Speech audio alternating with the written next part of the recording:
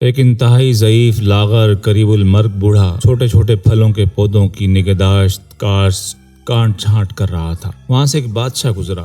اس نے دیکھا ایک بوڑھا جو مرنے کے قریب ہے، ضعیف اور ناتواں ہے، وہ پھلوں کے پودوں کی کاشت کر رہا ہے۔ بادشاہ کو یہ دیکھ کر بہت غصہ آیا کہ یہ کیسا بوڑھا ہے، یہ تو موت کے قریب ہے، اسے تو اللہ اللہ کرنی چاہیے تھی، اپنی مغفرت کی، گناہوں کی توبہ کرنی چاہیے تھی، اور اس وقت یہ ایسے پودوں کی کاشت کر رہا ہے جس کا پھل یہ اپنی زندگی میں کھا ہی نہیں سکتا۔ تو بڑا دنیا دار حوث پرست بوڑھا ہے، مرنا ہی نہیں چاہتا۔ بادشاہ اس بوڑھے کے پاس گیا اور کہنے لگا، اے بوڑھے، کیا تجھے موت کا خوف نہیں؟ کیا تجھے مرنا نہیں جو تو ایسے پودوں کی کاشت کر رہا ہے کہ جن کا پھل تو اپنی زندگی میں کھا بھی نہیں سکتا؟ بوڑھے نے بادشاہ کو دیکھا متانت سے اور دیکھ کر مسکرایا، کہنے لگا، اے بادشاہ سلامت، جو میں نے پھل کھائے ہیں زندگی بھر وہ میرے پچھلوں نے کاشت کیے تھے، میرے پچھلوں نے وہ درخت لگائے تھے، ان کے لگائے ہوئے درختوں کے پھل میں نے کھائے ہیں، تو یہ مجھ پر احسان ہے، اور احسان کا بدلہ چکانے کا یہی ایک طریقہ ہے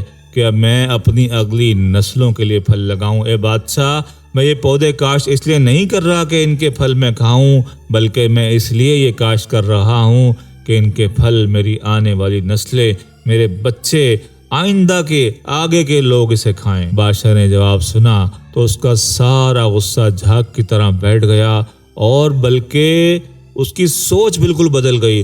کچھ دیر پہلے وہ جس بوڑھے کو دنیا دار حوث پرست سمجھ رہا تھا، اب وہ بوڑھا اس کے سامنے ایک ولی اللہ کی صورت میں کھڑا تھا۔ بادشاہ نے کہا، واہ، کیا عمدہ بات کی۔ اس نے اپنی ابا میں سے ایک اشرفیوں کی تھیلی نکالی اور کہا، یہ 1000 اشرفیاں تیرا انعام۔ ہاں، بوڑھے نے وہ انعام لیا، خوش ہوا اور پھر زور زور سے ہنسنے لگا، کہکے لگانے لگا۔ بادشاہ نے کہا، اے بوڑھے، تو مجھے بیوقوف سمجھتا ہے جو میرا مذاق اڑا رہا ہے؟ تجھے لگتا ہے کہ میں نادان ہوں، ذرا سی بات پر دولت لٹاتا پھرتا ہوں، شیخی خورا ہوں؟ تو یہ سمجھتا ہے میرے، اس لیے تو ہنس رہا ہے؟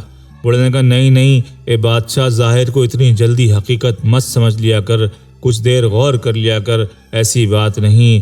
بادشاہ نے کہا، تو پھر بتا کیسی بات ہے؟ کہنے لگا، اے بادشاہ سلامت، بات یہ ہے کہ لوگ درخت لگاتے ہیں اور ان کی اگلی نسل اس کا پھل کھاتی ہے، لیکن میں نے ابھی یہ درخت لگایا ہے، اس کی برکت دیکھ، اس کا انعام دیکھ، میرے مالک کا کرم دیکھ کہ ابھی میں پودا لگایا ہے اور اس نے ابھی اسی وقت ہی پھل دے دیا ہے۔ یہ 1000 اشرفیوں کی تھیلی اس درخت کا پھل ہی تو ہے۔ بادشاہ نے سنا، جھوم گیا، کہنے لگا، کیا معرفت کی بات ہے، کیا عمدہ بات کی ہے، تو نے میرا دل باغ باغ کر دیا، تو نے مجھے خوش کر دیا۔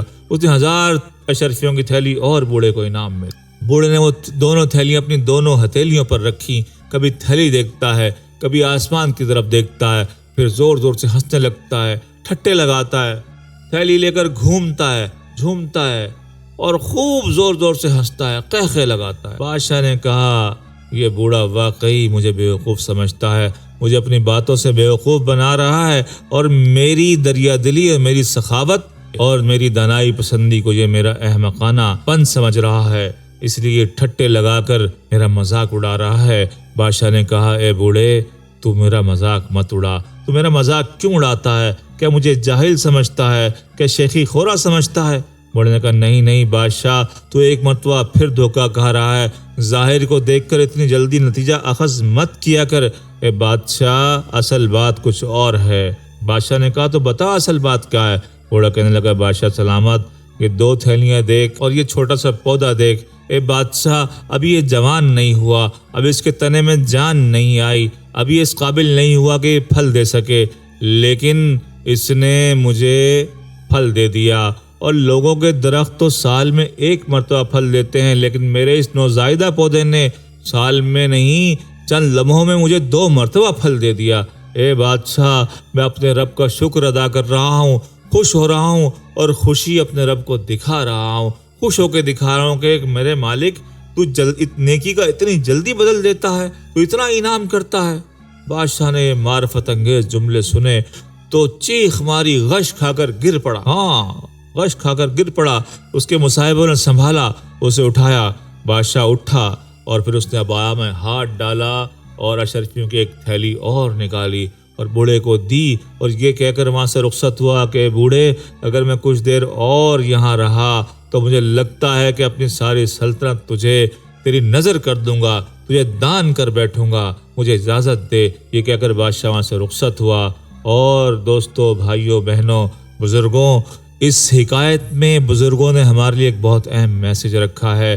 ایک تو ظاہری کسی چیز کو دیکھ کر فوراً نتیجہ اخذ نہیں کرنے لینا چاہیے، بلکہ تہ تک پہنچنا چاہیے کہ اصل بات کیا ہے۔ اور دوسری، جب کوئی بندہ آئے اور کہے، ایسی بات کہے کہ آپ کو طیش آ جائے، تو ایسے موقع پر طیش میں نہیں آنا، بلکہ سامنے والے کی جلتی ہوئی پر تیل نہیں چھڑکنا، بلکہ اس پر پانی ڈالنا ہے، اسے ٹھنڈا کرنا ہے، اور ایسی بات کہنی ہے کہ آگ بجھ جائے اور اس کے اندر سے گل و گلزار پیدا ہو جائے، اس کے اندر سے اٹھنے والی گرم ہوا کے بجائے اس میں سے بہاروں کے جھونکے برآمد ہونے لگ جائیں۔ ایسی قدرت، ایسا کلام پیدا کریں، ایسی عقل اور فراست پیدا کریں، اور یہ فراست تحمل اور برداشت سے پیدا ہوتی ہے، غصے کو جھیلنے سے پیدا ہوتی ہے۔ اس لیے ہمارے نبی کریم علیہ الصلوۃ والسلام نے فرمایا کہ مومن کے لیے غصہ حرام ہے۔ اور اگر آپ چاہتے ہیں کہ اس حکایت سے آپ کو کچھ فائدہ حاصل ہو، تو اس کا ایک آسان سا طریقہ ہے کہ روزانہ کی بنیاد پر اپنا محاسبہ کیا کریں، کہ دیکھا کریں کہ صبح سے شام تک آپ نے ایسے کون سے جملے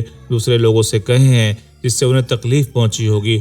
ان جملوں کو لکھیں، ان کو یاد کریں اور ان کو اپنی زندگی سے ریموو کریں۔ سوچیں کہ آئندہ میں، آنے والے کل میں ایسے جملے دوسروں سے نہیں کہوں گا، لیکن پھر بھی انسان غلطی ہو جاتی ہے، دوسرے دن پھر اپنا محاسبہ کریں۔ اس طرح یہ محاسبہ روز کی بنیاد پر جاری رکھیں۔ انشاءاللہ تعالیٰ ایک دن ایسا آئے گا کہ آپ کی زندگی برداشت کا مکمل نمونہ بن جائے گی، آپ تحمل سے بات کو سوچ کر سمجھنے والے بن جائیں گے اور شاندار تجزیہ کرنے والے بن جائیں گے۔ وآخر الدعوانا ان الحمدللہ رب العالمین، والصلاة والسلام علی سید الانبیاء والمرسلین۔